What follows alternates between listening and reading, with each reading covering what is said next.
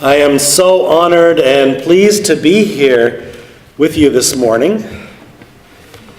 I want you to know that this congregation has got a very good reputation in our movement as a congregation that takes seriously the spiritual and community development of its members, that takes seriously and does successfully the difficult work of multiculturalism and anti-racism, a congregation that shows the way in many ways as to what a liberal religious community ought to be. So I'm so happy to be here and to be with you. The topic of today's message is the secret of life, and I am going to tell you. So I'm so glad that even though we have the time change, some of you want to hear it. But just to cover all my bases, I thought I should probably ask the expert on everything, Siri, so let's see what she has to say. Hey Siri, what is the secret of life? 42? Do any of you get that? Some of you get that? I don't get that. Tell me after. Okay. Let's try again. Siri, what is the secret of life? It's nothing Nietzsche couldn't teach you.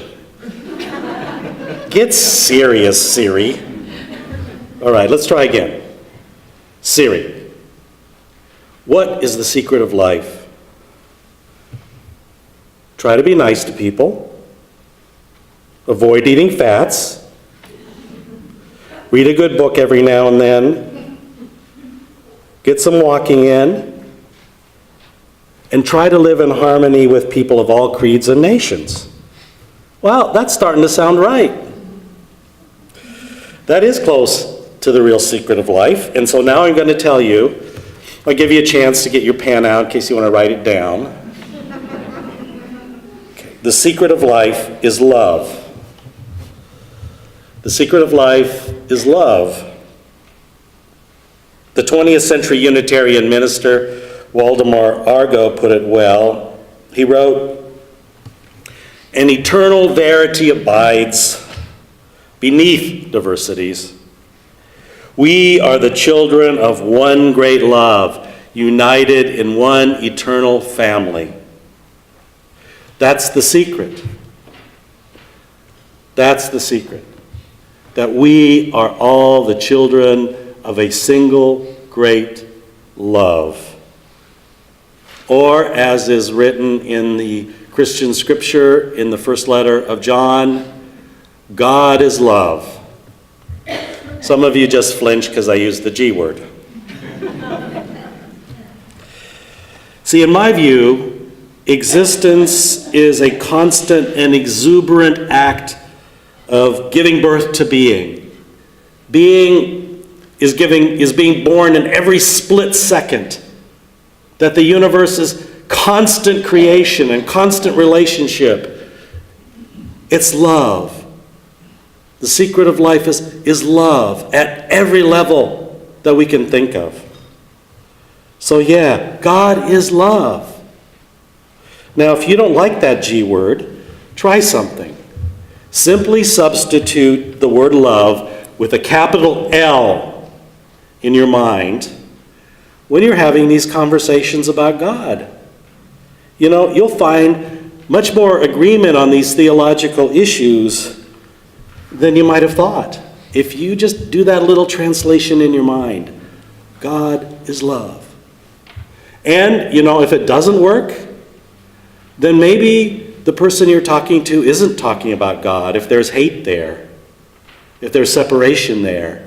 Because that same scripture, 1 John says, he who says he loves God, whom he has not seen, and hates his brother whom he has seen, is a liar.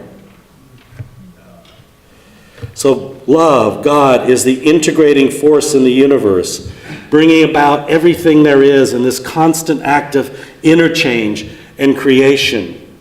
You know, sometimes we sense it. Sometimes we see it if we pay attention. if we look at our lives, at our relationship, and especially at the natural world, how things are always being born from other things. Now, we don't experience all of that as good, because there is this randomness, there's this chaos in this ever-renewing act of creation. Sometimes it hurts. But love, with a capital L, is always seeking to heal and fulfill and to harmonize and to reconcile and to heal and above all to create. We know this love and we experience it directly in our lives when we feel at peace, when we know that we belong in this world, when we are in awe of the gift of our own human lifetime, no matter how limited and fragile it is.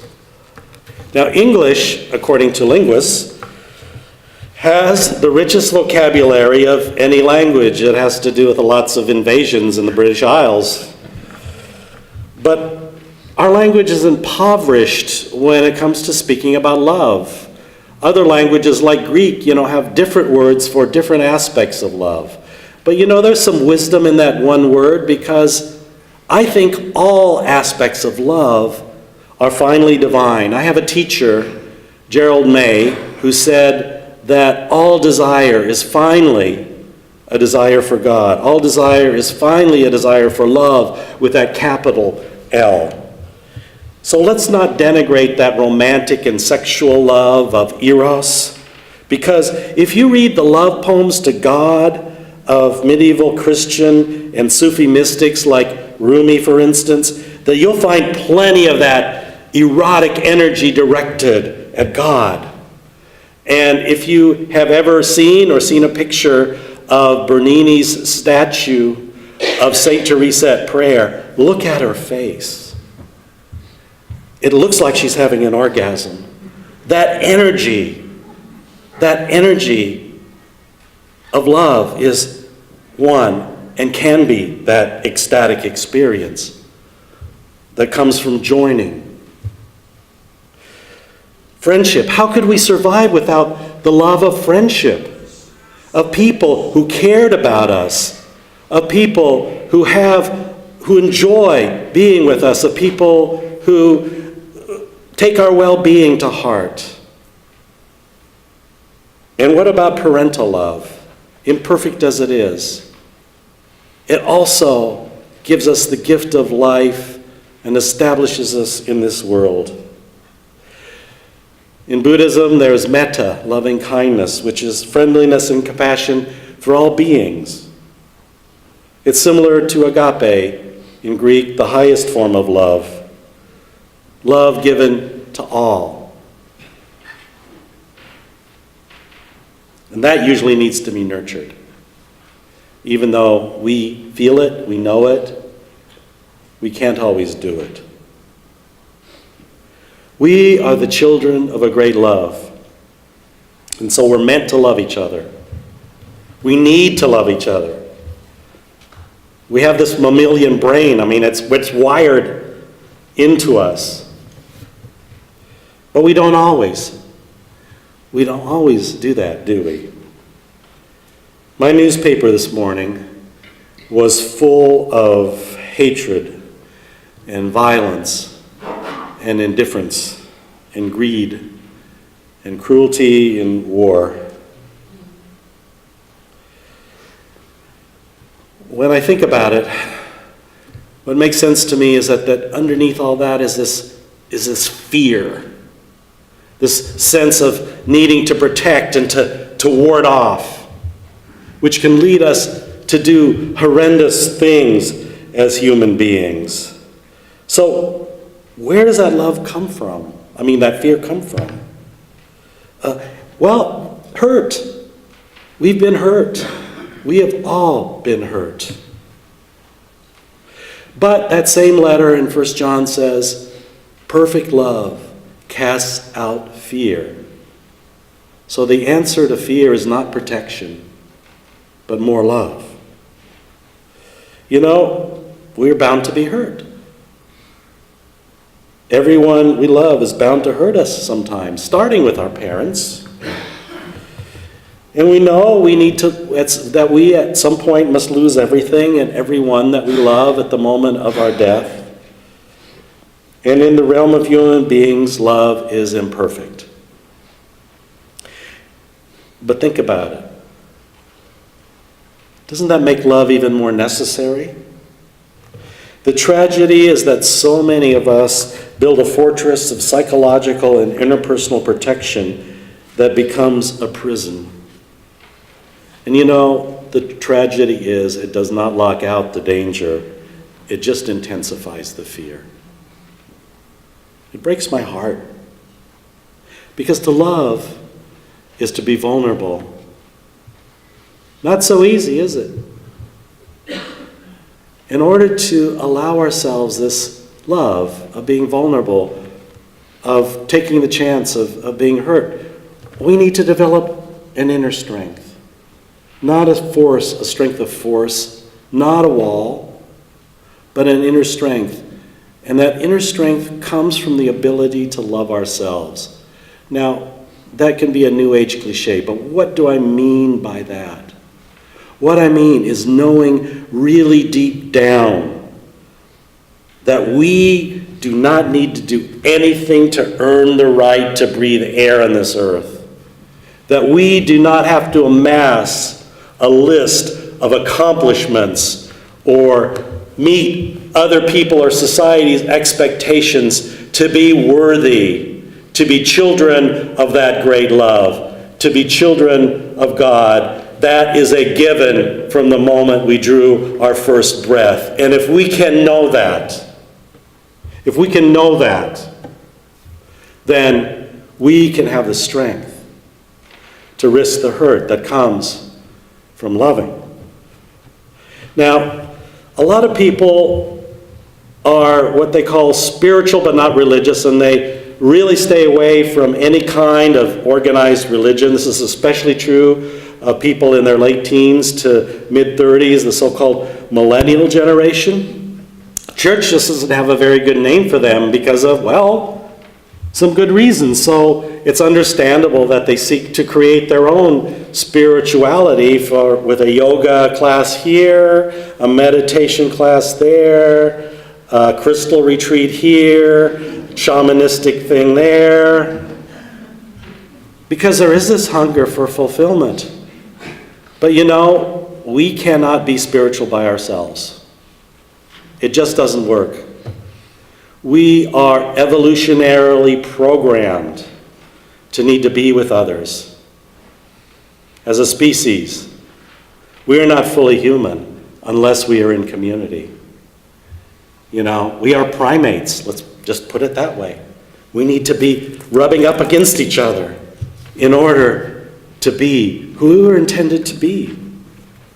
So, imperfect human relationships and imperfect human community is vital.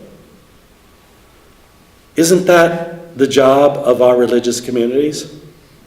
Shouldn't that be the job of our congregations? Rabbi Rachel Cohen has written a book called Wise Aging, Living with Joy, Resilience, and Spirit. And I think what she says applies to people of all ages. She talks about the despair that often comes to people who are in their later years. And in an interview, she said, I think being engaged in some spiritual tradition or organization where you can connect with other people who have a goal of exploring this time of life, and I would add any time of life, can really help. Finding such a place is important, she says, and this is what really gets me. But unfortunately, there aren't many of them. This is from a rabbi. There are probably millions of religious communities in this country. Churches, temples, mosques. There aren't many of them, she says. And I agree.